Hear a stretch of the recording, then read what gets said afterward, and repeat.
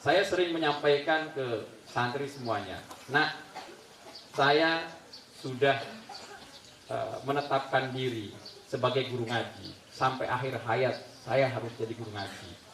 Tetapi saya punya harapan ada kader-kader, santri-santri ke depan yang bisa berperan aktif dalam bidang politik.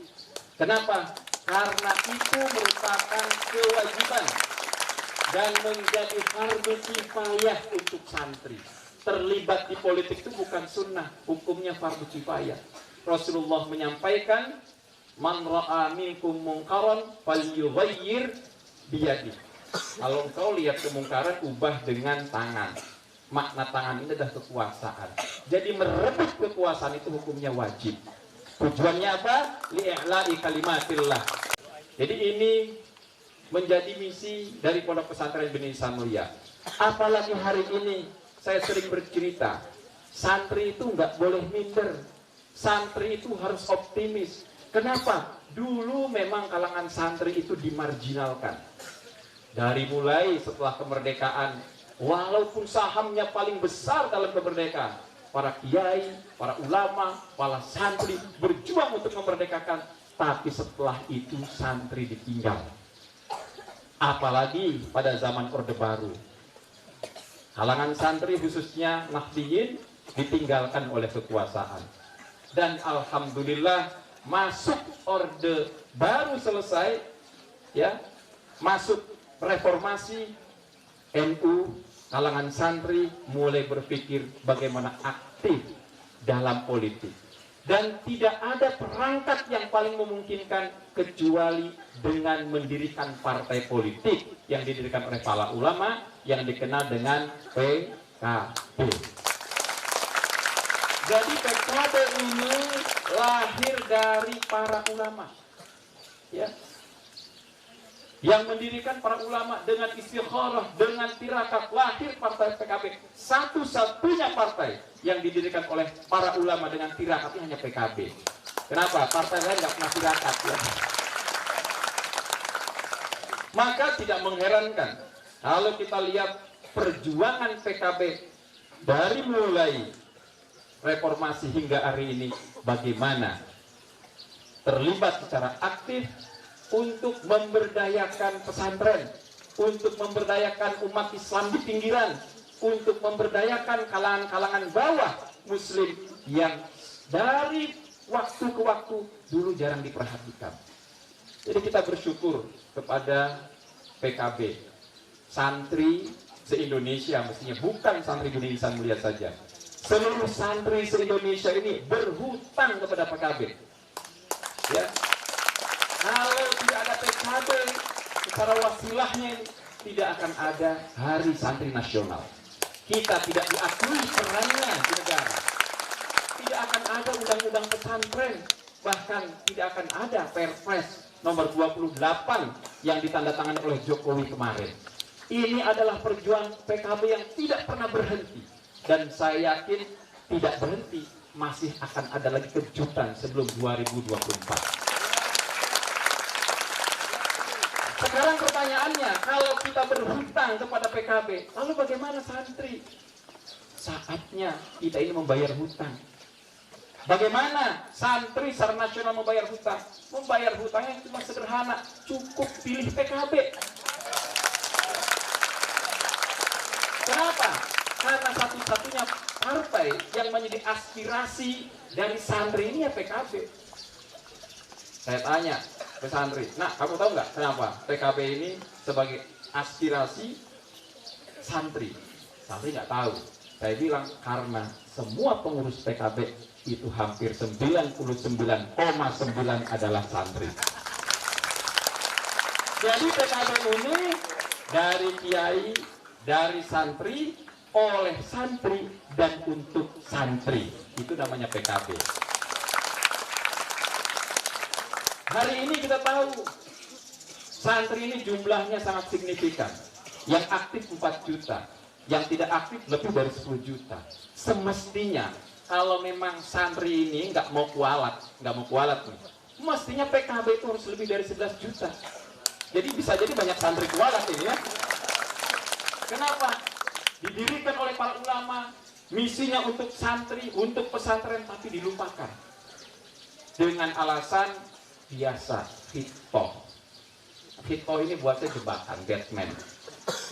Seolah-olah warga ini boleh milih apa saja, ya, bebas beraktivitas di partai mana saja, tapi dia lupa itu punya anak. Masa ada anak yang tidak diperhatikan suruh milih anak yang lain?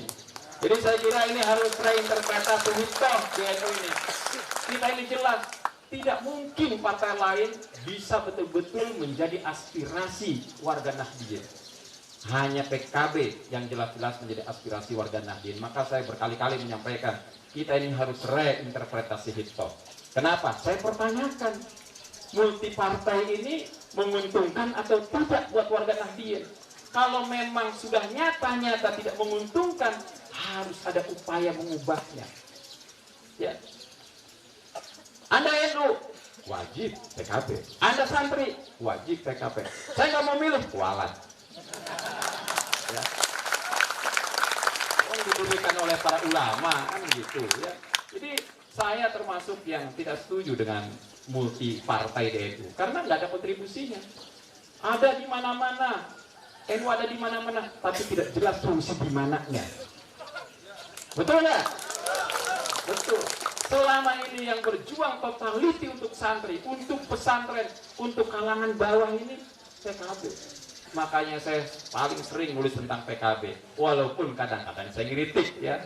Ngiritik itu tandanya saya sayang, ya. Kalau anak itu kan, saya punya anak, didiemin aja. Kalau ada ini sedikit, ya nyentil dikit. Itu adatnya, bukan karena benci, tapi betul-betul karena sayang kepada PKB. Ini bukti bahwa saya selama ini konsisten. Ya, saya konsisten bahwa ada hal yang harus kita ubah.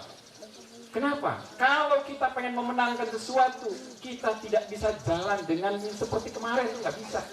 Udah kebaca, kalau jalan kita sama dengan jalan kemarin, ujungnya sama. Maka harus ada cara yang lain, harus ada revolusi, harus ada perubahan. Dan salah satunya bagaimana mengawinkan, kawin, ya, bukan ini, langsung bersinergi antara NU dan PKB. Itu harapan saya ke depan. Ya, dan bukan harapan saya saja sebetulnya, harapan santri semua. Ya, harapan santri semua pengennya itu nyatu PKB itu. Ya, kawin bersama-sama bersinergi. Ini kita nih repot. PKB ini sering dikerjain. Biasanya di tiap pilkada itu PKB punya calon, PCNU yang ngajuin calon. Aduh, ini bahaya kalau gini, kita nggak pernah selesai. Saatnya berkuasa nggak jadi lagi, saatnya berkuasa nggak jadi lagi. Dan yang mengganjalnya bukan orang lain, yang mengganjalnya sesama kita. Dengan alasan apa? Karena NU tidak berpihak kemana-mana, tapi ada di mana-mana. Ya, ya ini harus menjadi agenda dari Kang Huda, ya. Ya. Pendukungnya banyak. Ya. Jadi saya kira ya Kang Huda tidak sekedar menjadi ketua DPW PKB, tapi harus punya agenda, tidak sekedar food bank, saya kira, ya. Ya. Tidak sekedar food bank, tapi bagaimana mem-PKB-kan PCNU sejauh barat.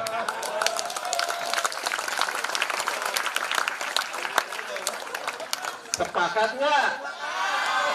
Dan kalau itu dilakukan, saya yakin impian yang tadi disampaikan oleh Ketua DPC PKB Cirebon dan saya kira oleh Pak Ketum itu terlaksana. Jawa Barat betul-betul hijau. Tidak hijau di luar, di dalamnya merah.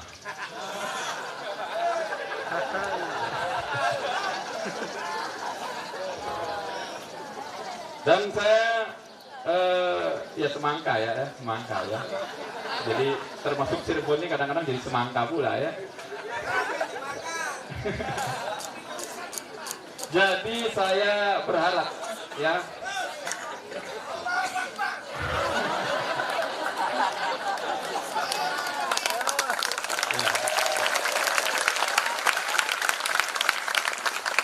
Jadi saya berharap kepada semua jajaran PKB dari tingkat DPP, DPW, dan PC untuk kita dari pesantren atau pesantrennya untuk merapatkan barisan, membangun sinergi yang jelas perjuangannya. Tidak perlu yang kecil-kecil, kita perlu gerakan besar bagaimana membesarkan PKB. Ya, saya selalu bermimpi, ya, dalam tulisan-tulisan saya selalu bermimpi berkali-kali. Kita ini menang lawan PDI, menang, yakinnya, yakin. Kalau jelas hubungan relasi antara NU dan PKB ini yang kadang-kadang nggak selesai. Nah, ini bagaimana menyelesaikan? Makanya muktamar bolak-balik. Saya kira kalau tidak menyelesaikan ini tidak berdampak. Muktamar ke depan mudah-mudahan bisa membangun sinergi yang kuat antara PBNU dan PKB untuk 2024 PKB menjadi pemenang pemilu. Jadi tadi yang disampaikan oleh Pak Ketua Wakil MPR ini bilang nanti presidennya dari PKB. Nah, kalau caranya begini nggak bisa. Kenapa? Kita bergantung pada yang lain. Yang ada minta wakil presiden rebutannya. Jadi bukan saatnya lagi kita rebutan wakil presiden. Saatnya kita tentukan siapa presiden kita tanpa bergantung kepada yang lain. Kenapa? Karena kemenangan PKB itu adalah kemenangan santri. Kemenangan PKB adalah kemenangan pesantren yang memang betul-betul berjuang untuk pesantren.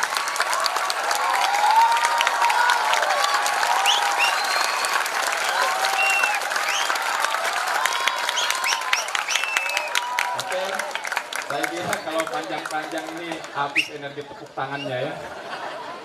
Jadi saya cukupkan sampai di sini. Dan saya ucapkan ya mewakili seluruh santri pesantren Insan Mulia dan mewakili seluruh pesantren mungkin yang memang aware dengan masalah ini untuk menyampaikan beribu terima kasih kepada pengurus PKB di tingkat pusat, di tingkat provinsi maupun di tingkat kabupaten atas perjuangannya selama ini untuk peduli kepada pondok pesantren.